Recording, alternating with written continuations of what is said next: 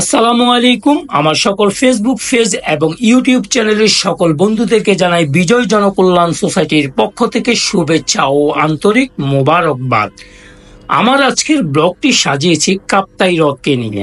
কাপ্তাই হ্রদ বাংলাদেশের পার্বত্য চট্টগ্রাম অঞ্চলের রাঙ্গামাটি জেলার একটি কৃত্রিম হ্রদ।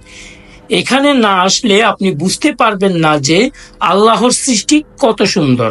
আমরা বিজয় জনকল্যাণ সোসাইটির পক্ষ থেকে গত 14 মার্চ 2025 রোজ শুক্রবার সকাল 7 ঘটিকায় আমাদের কেন্দ্রীয় শহীদ মিনার থেকে বিশেষ মোনাজাত শেষ করে রওনা হলাম এবং 10:30 পৌঁছে গেলাম কাপ্তাই হ্রদে।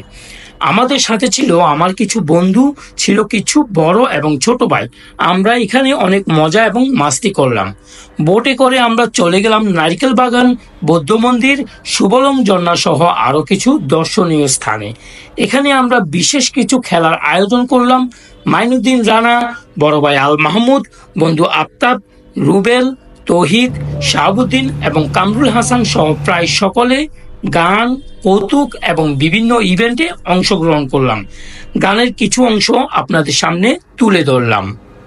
তুমি চাঁদের জোছনা নাও, ফুলের উপমা নাও, নাও কোনো পাহাড়ি ঝর্ণা, আয়না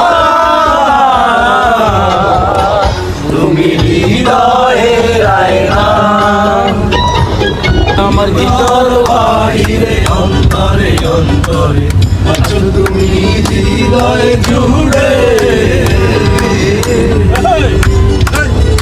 আমার ভিতর বাহিরে অন্তরে অন্তরে আছো তুমি হৃদয়ে জুড়ে।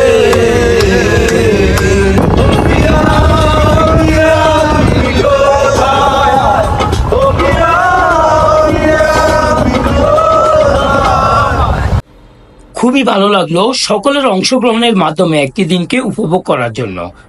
ধন্যবাদ জানাই বিজয় জনকল্যাণ সোসাইটির সকল ভাইদের, যাদের অক্লান্ত পরিশ্রমে এই সংগঠনটি মানব সেবার জন্য ফেনীতে একটি প্রতিষ্ঠানে রূপান্তরিত হয়েছে এবং যাদের উদ্যোগে আজকের এই সংগঠন, তারা হলেন জনাব মাইনুদ্দিন রানা, আল মাহমুদ, নাহিয়ান, আফতাবউদ্দিন, কামরুল হাসান, মাসুম ভুঁইয়া, মোহাম্মদ মোর্শেদ এবং আমি সহ আরো অনেক বন্ধু, ছোট এবং বড় ভাই।